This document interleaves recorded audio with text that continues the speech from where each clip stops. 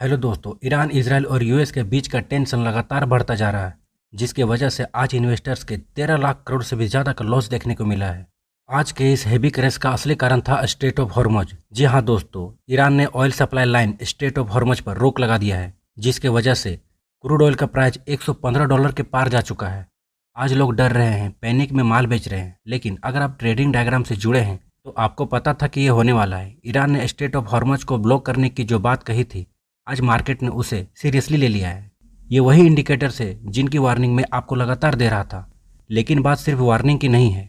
आज जो क्रैश देखने को मिला है वो क्रैश सिर्फ वार की वजह से नहीं, बल्कि फॉरेन इन्वेस्टर्स का बड़ा एग्जिट प्लान एग्जीक्यूट हुआ है। जब ब्रेंट क्रूड $115 के पार निकलता है और रुपीज 92 के नीचे गिरता है तो मार्केट वही करता है जो आज उसने किया, और वो है पैनिक सेलिंग। 13 लाख करोड़ का लॉस होना सिर्फ एक आंकड़ा नहीं, ये रिटेल इन्वेस्टर्स का भरोसा है जो आज हिल गया है। लेकिन सवाल ये है कि क्या ये सिर्फ शुरुआत है? सो आज के इस वीडियो में हम जानेंगे कि क्रैश का असली कारण क्या था, और साथ ही साथ हम देखेंगे कौन से सेक्टर्स में बढ़ोतरी देखने को मिल रही और कौन से सेक्टर्स नीचे जा रहे हैं। तो चलिए शुरू करते हैं वीडियो को और सारा चीज़ स्टेप बाय स्टेप एनालिसिस करते हैं। तो सबसे पहले बात करते हैं कि क्रैश का असली कारण क्या था। सो अगर पहले कारण की बात करें तो वो है यूएस ईरान वार।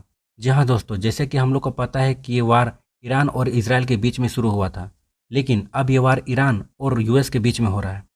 वीकेंड पर ईरान और अमेरिका के बीच तनाव इतना बढ़ गया है कि बात अब सिर्फ धमकियों की नहीं, बल्कि ईरान ने स्ट्रेट ऑफ हॉर्मुज, जहां से दुनिया का 20% तेल निकलता है, उस लाइन को ब्लॉक कर दिया है, जिससे पूरी दुनिया की सप्लाई चेन खतरे में है। बात करें दूसरे कारण की तो वह है क्रूड ऑयल का प्राइस बढ़ना। ब्रेंट क्रूड का प्राइस मिनटों में 115 से 117 पर बैरल्स के पार जा चुका है। इसका मतलब 25 से 30% का जंप। इंडिया अपनी ज़रूरत का 85% तेल इंपोर्ट करता है, इसलिए जब भी तेल महंगा होता है हमारा मार्केट गिरता है। और अगर तीसरे कारण की बात करें तो वह है रूपी का रिकॉर्ड लॉ। मतलब तेल महंगा होने से डॉलर की डिमांड बढ़ गई है और इंडिया रुपीस 92.30 के पार जा चुका है, जो कि अब तक का सबसे निचला स्तर है, यानी कि ऑल टाइम लो। और अगर चौथे रीज़न की बात करें तो वह लगातार फॉरेन इन्वेस्टर्स की सेलिंग। जी हाँ दोस्तों, फॉरेन इन्वेस्टर्स की पैनिक सेलिंग ने मार्केट को सबसे ज़्यादा क्रैश किया है। आज फॉरेन इन्वेस्टर्स ने मार्केट में हेवी बिकौली की है। जब ग्लोबल अनसर्टेनिटी बढ़ती है तब एफआईएस यानी फॉरेन इन्वेस्टर्स इंडिया जैसे एमर्जिंग मार्केट से पैसा निकालकर गोल्ड या यूएस बॉन्ड में लगाने लगते हैं। और अगर पांचवें कारण की बात करें तो वह है सेक्टरल ब्लडबाथ। सबसे ज़्यादा मार एविएशन यानी कि इंडिगो जैसे स्टॉक्स और पेंट्स और बैंकिंग सेक्टर पर हुई है, क्योंकि तेल महंगा होने से इनका खर्चा बढ़ जाएगा और प्रॉफिट कम होगा। इंडिगो जैसे स्टॉक्स में 7 से 8% तक टूट गया है, क्योंकि इनका मेन खर्चा एटीएफ होता है, यानी कि फ्यूल। साथ ही बैंकिंग और ऑटो सेक्टर्स में भी भयानक बिकौली रही है। सिर्फ डिफेंस और कुछ आईटी स्टॉक्स में ही थोड़ी बहुत स्टेबिलिटी देखने को मिली है। आज मार्केट को नीचे खींचने में सबसे बड़ा हाथ बैंकिंग सेक्टर्स का रहा। एचडीएफसी और एसबीआई जैसे बड़े स्टॉक्स नीचे गए। साथ ही यूएस में एआई इवैल्यूएशन को लेकर जो रीप्राइसिंग चल रहा है, उसका असर हमारे आईटी सेक्टर्स पर भी पड़ रहा है। अब आते हैं टेक्निकल एनालिसिस पर और बात करते हैं चार्ट्स की। निफ्टी ने आज अपना क्रूशियल सपोर्ट 24,000 और फिर 23,800 को भी तोड़ दिया। लेकिन अगर नेक्स्ट सपोर्ट की बात करें तो अब अगला बड़ा सपोर्ट 23,500 के आसपास का दिख रहा है। दूसरे पॉइंट की बात करें तो वह आरएसआई फैक्टर।